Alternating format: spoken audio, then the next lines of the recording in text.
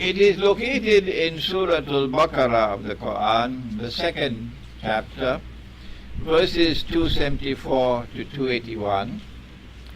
And in that last revelation, Allah, the one God, has declared war, a declaration of war. Both he and his prophet, Allah's blessing be upon him, have declared war on riba. The implication, therefore,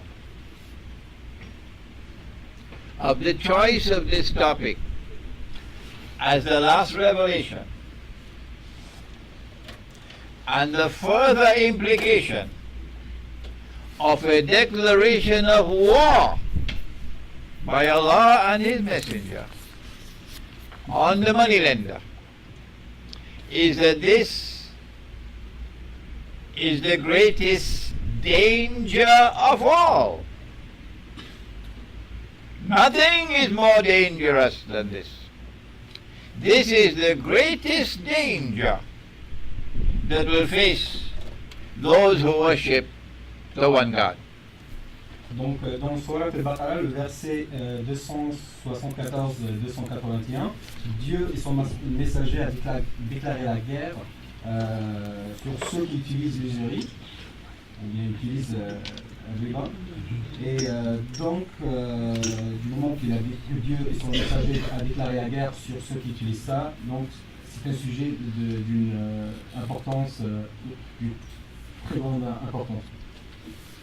The last revelation also defined usury or riba to be money which is lent by a money lender, and the money has to be returned with an additional amount. Today it's called a loan on interest.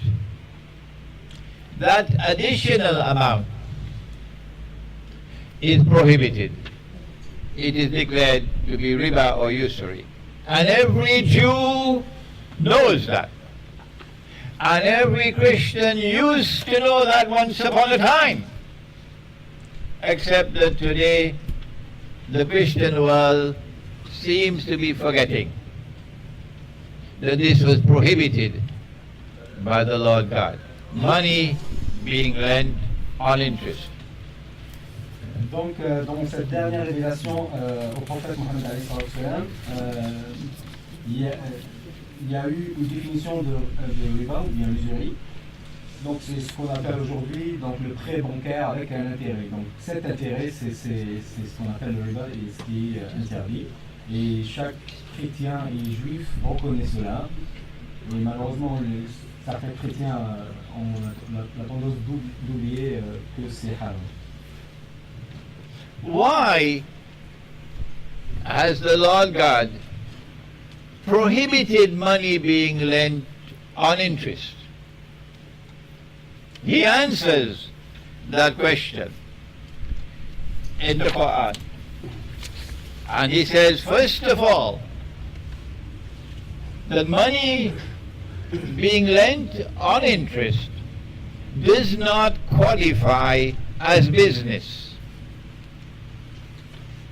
Money being lent on interest, therefore, corrupts and destroys the free and the fair market. Donc la question qui se pose, c'est pourquoi Dieu a interdit d'accepter les intérêts. Donc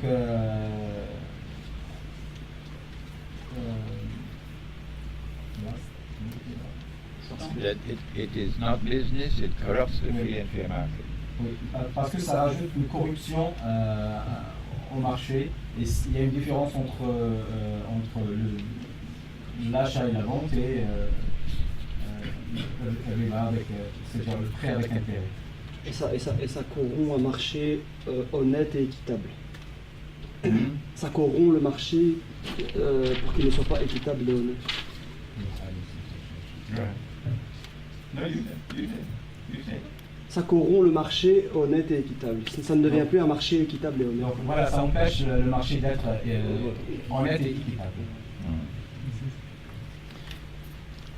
When money is lent on interest, the free and the fair market is corrupted to such an extent that wealth will no longer circulate through the economy. And the rich who lend on interest will remain permanently rich. And the poor will consequently be imprisoned in permanent poverty. Donc les causes de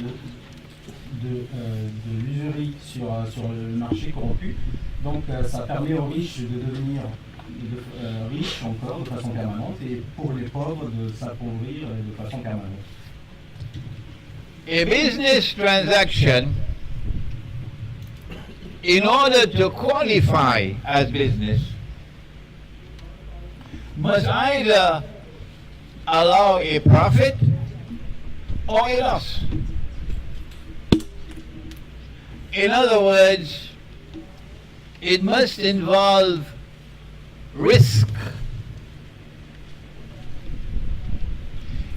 The money lent on interest does not qualify as business because the money lender wants to make only a profit and never suffer a loss.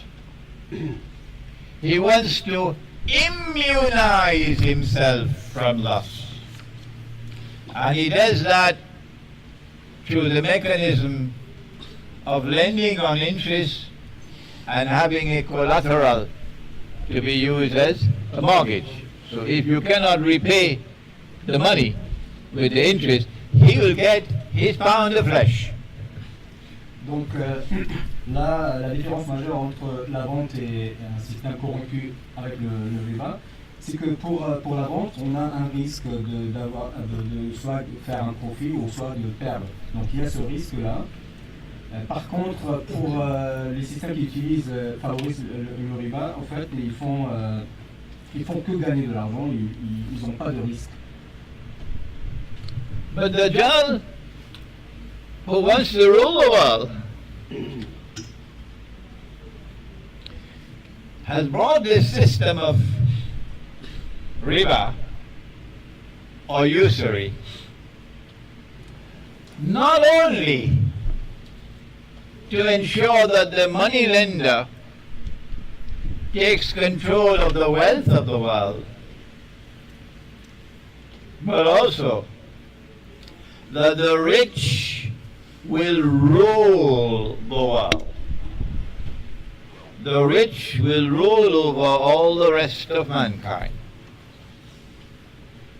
Donc, il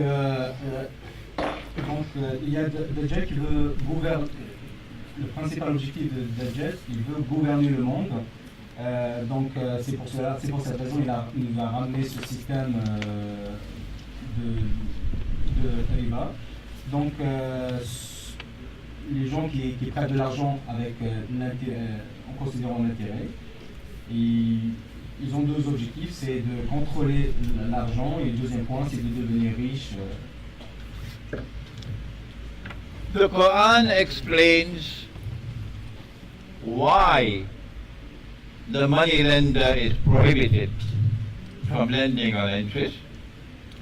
And the first answer is lending money on interest is not business.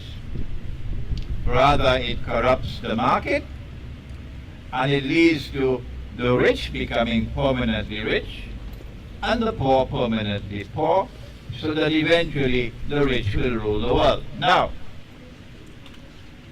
the Quran has given a second answer.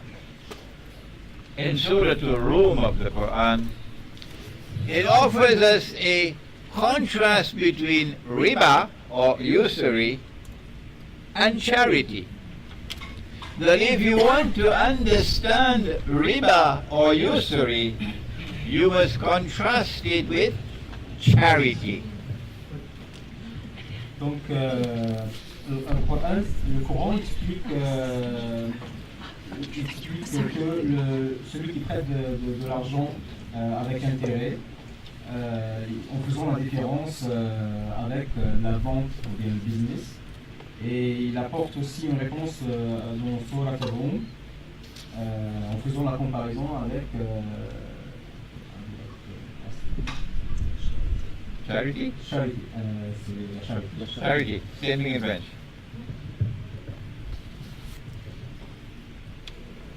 What is the contrast between usury or riba and charity?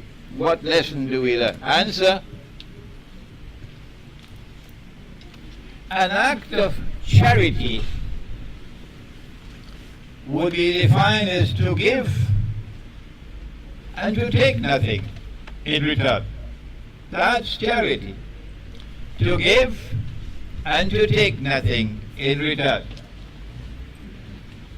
Riba or usury is the opposite of that.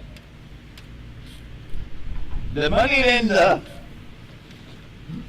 takes and gives nothing in return. And Allah subhanahu wa ta'ala in the Quran offers us this contrast to teach us and to explain to us why it is prohibited. Donc là, la différence majeure entre la charité et le système de riba. Donc pour la charité, on traite de l'argent sans avoir de retour. Pour le riba, on traite de l'argent avec ce qu'on appelle les intérêts. It is similar to ripping off people. The American expression is a beautiful expression. To rip off someone is an act of riba. And it can be defined a little bit more elegantly as a transaction which is based on deception, which yields or gives a profit or a gain to which one is not justly entitled. The popular way is a rip-off. The more elegant way is a transaction which is based on deception, which yields a profit or a gain to which one is not justly entitled. The Torah says, "Thou shalt not steal." This is theft. Donc, pour le système qui favorise l'utilisation du riba, il est facile de tirer profit de ces personnes. C'est la traduction que j'ai trouvée pour le mot rip-off. Donc, c'est une transaction avec déception. Donc, il n'y a pas un consentement, il y a une déception. The difference between an ordinary act of stealing and riba or usury is that the punishment for stealing is cut off the hand. You will not cut off the hand for someone who steals a mango. No. You will not cut off the hand of someone who steals because his children have no food to eat.